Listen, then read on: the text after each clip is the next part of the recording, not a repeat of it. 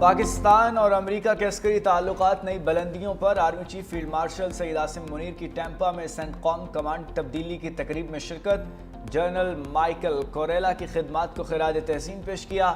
دو طرفہ عسکری تعاون کے فروغ میں جنرل کوریلا کے کردار کو سراہا۔ فیلڈ مارشل نے ذمہ داریاں سنبھالنے پر ایڈمرل بلڈ کاپر کے لیے نیک خواہشات کا اظہار کیا۔ پاک امریکہ عسکری تعاون کے تسلسل پر اعتماد کا اظہار کیا۔ فیلڈ مارشل کی امریکی chairman joint chiefs of staff general Dan Caine سے ملاقات میں باہمی پیشہ ورانہ دلچسپی کے امور پر تبادلہ خیال ہوا۔ دورہ پاکستان کی دعوت بھی دی۔ آرمی چیف کی دوست ممالک کے دفاعی سربراہان سے بھی اہم ملاقاتیں ہوئیں۔ فیلڈ مارشل کی پاکستانی کمیونٹی سے بھی ملاقات، اپنے خطاب میں روشن مستقبل پر اعتماد رکھنے کی اپیل کی۔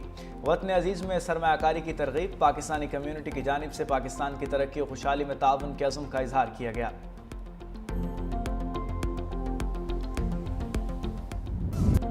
ملک بھر میں جشن آزادی تقریبات جوش و خروش سے جاری۔ کراچی میں ساحل سمندر پر منی میراتھن، محمد سجاد اور مہنور کی پہلی پوزیشن۔ لاہور، آزاد کشمیر کے شہر باغ اور ڈیرہ اسماعیل خان میں سائیکل ریلیاں نکالی گئیں۔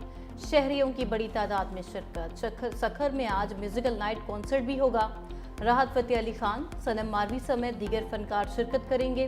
خواتین کے لیے سیکیورٹی کے خصوصی انتظامات۔ جشن آزادی کے حوالے سے تقریبات کا سلسلہ 14 اگست تک جاری رہے گا۔ مختلف سپورٹس مقابلوں کا انعقاد بھی کیا جائے گا۔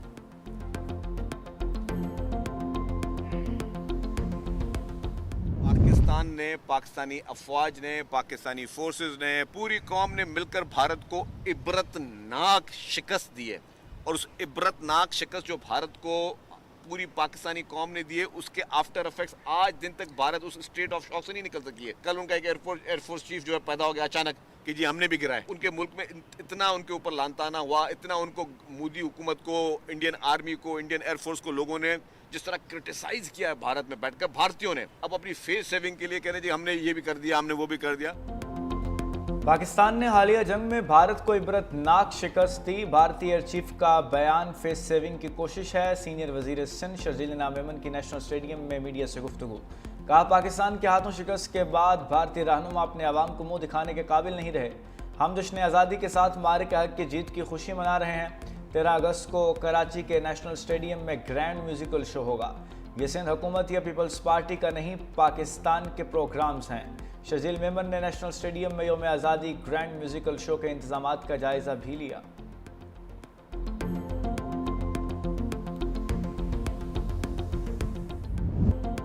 معرکہ حق میں حصول آزادی سے تحفظ آزادی تک کا سفر۔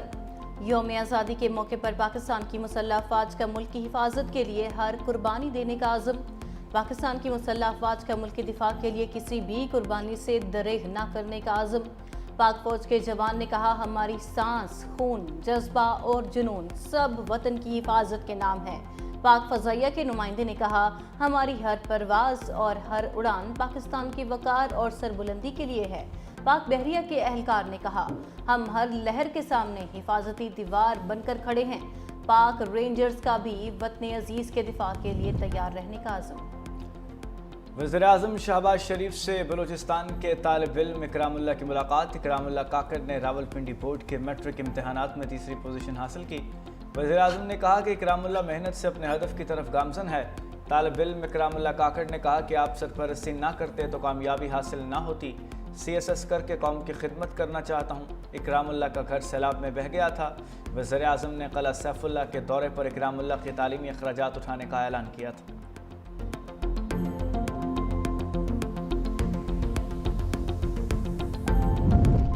مستونگ کے قریب ریلوے ٹریک پر دھماکہ، جعفر ایکسپریس کی 6 بوگیاں ڈی ریل ہو گئیں۔ ریلوے ٹریک پر دھماکہ اسپرنٹ کے قریب ہوا، جبکہ خوش قسمتی سے کسی مسافر کو نقصان نہیں پہنچا۔ دھماکے کے بعد فورسز نے علاقہ گھیرے میں لے لیا۔ واقعے کی تحقیقات اور سرچ آپریشن جاری۔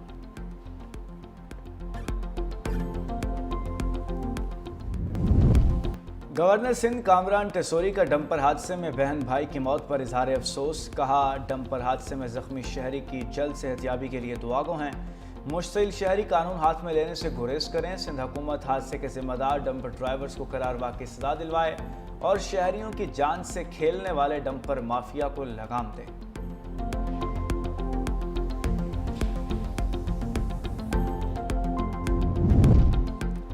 پاکستان اور امریکہ کے دو طرفہ تجارتی حجم میں 16% اضافہ 365 نیوز نے اعداد و شمار حاصل کر لیے۔ گزشتہ مالی سال پاک امریکہ تجارت کا حجم 7 ارب 59 کروڑ 80 لاکھ ڈالر رہا۔ پاکستان کی امریکہ کو 5 ارب 83 کروڑ ڈالر کی برآمدات گزشتہ سال کی نسبت 10% اضافہ ریکارڈ کیا گیا۔ امریکہ کی پاکستان کو درآمدات کا حجم 1 ارب 76 کروڑ 30 لاکھ ڈالر رہا۔ درآمدات میں گزشتہ سال 40% اضافہ ہوا۔ ایک سال میں امریکہ کے ساتھ پاکستان کا تجارتی سرپلس 4 ارب ڈالر سے زائد رہا۔ مودی سرکار ہر محاذ پر ناکام، معاشی اور سفارتی ناکامیوں کے بعد اپوزیشن کی جانب سے انتخابات میں دھاندلی کے سنگین الزامات نے مودی کی مشکلات بڑھا دی۔ پاکستان کے ساتھ جنگ بندی اور امریکہ سے سفارتی صد مہری بھی مودی کے لیے امتحان بن گئی۔ بین الاقوامی جریدے روئٹرز نے موجودہ دور کا مودی کا دور اقتدار کا مشکل ترین وقت قرار دے دیا۔ آئندہ ہفتوں میں چین اور روس کا متوقع دورہ بھارتی وزیراعظم کے لیے کڑا امتحان ہے۔ بہار کے ریاستی انتخابات میں ممکنہ شکست مودی کے تابوت میں آخری کیل ثابت ہو سکتی ہے۔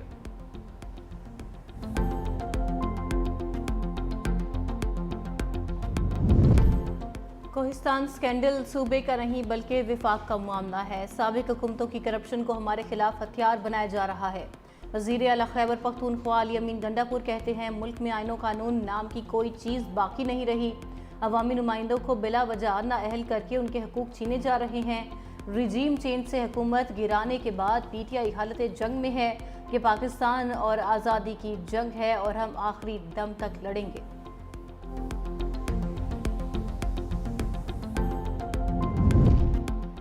ڈپٹی وزیر اعظم اور وزیر خارجہ اسحاق ڈار کا ترکیہ کے وزیر خارجہ حکان فیدان سے رابطہ، دو طرفہ تعاون اور علاقائی اور عالمی امور پر تبادلہ خیال کیا گیا۔ دونوں رہنماؤں کا غزہ کی سنگین انسانی صورتحال پر گہری تشویش کا اظہار۔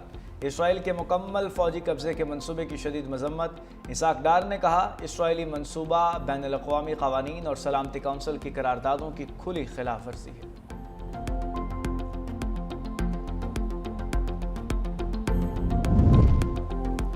غزہ میں بھوک اور قحط کا راج۔ صفاق اسرائیل کی پیدا کردہ غذائی قلت سے مزید 11 فلسطینی انتقال کر گئے۔ بھوک کے باعث ہونے والی اموات 212 ہو گئیں۔ جبالیہ، خان یونس اور دیر البلح سمیت غزہ کے مختلف علاقوں میں وحشیانہ بمباری کا سلسلہ بھی نہ تھما۔ مزید 50 فلسطینی شہید ہو گئے۔ شہداء میں 21 امداد کے متلاشی افراد شامل۔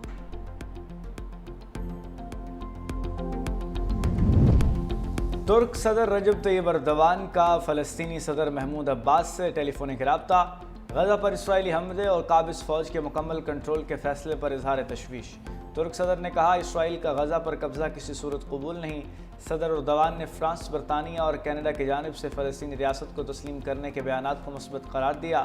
عرب اسلامک وزارتی اجلاس کی بھی غزہ پر قبضے کے اعلان کی مذمت۔ اسرائیلی جارحیت کے فوری خاتمے کے لیے عالمی برادری سے اقدامات کا مطالبہ۔ غزہ کی صورتحال پر سلامتی کونسل کا ہنگامی اجلاس آج ہوگا۔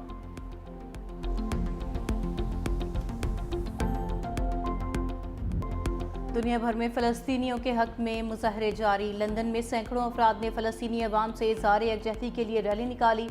مظاہرین کا برطانوی حکومت سے اسرائیل کی حمایت بند کرنے کا مطالبہ۔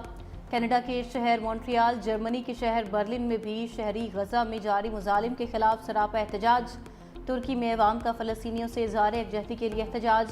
اسپین کے مختلف شہروں میں شہریوں نے خالی برتن بجا کر انوکھے انداز میں احتجاج کیا۔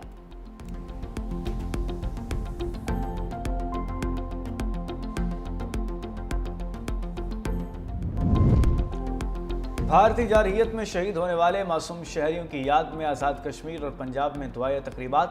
مظفر آباد، کوٹلی، راولپنڈی، لاہور، بہاولپور، اوکاڑا، گجرانوالہ، ڈیرہ غازی خان، سرگودا، ساہیوال اور ملتان میں شہداء کے لیے دعائیں تقریبات۔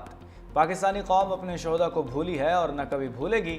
معرکہ حق کے شہداء فاؤنڈیشن کی جانب سے اسلام آباد میں بھارتی جارحیت کے خلاف بھرپور احتجاج کیا گیا۔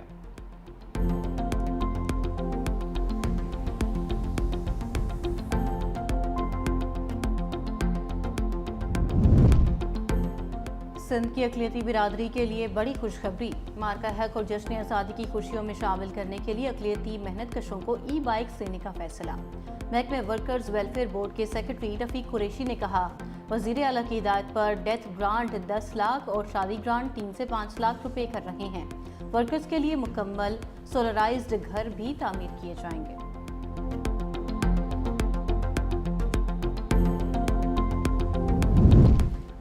پاکستانی پارلیمان کے قیام کے 78 سال مکمل اسپیکر سندھ اسمبلی سید اویس قادر شاہ کا پہلی دستور ساز اسمبلی کے ارکان کو زبردست خراج تحسین۔ کہا دستور ساز اسمبلی نے پاکستان کی آئینی اور جمہوری بنیاد رکھی۔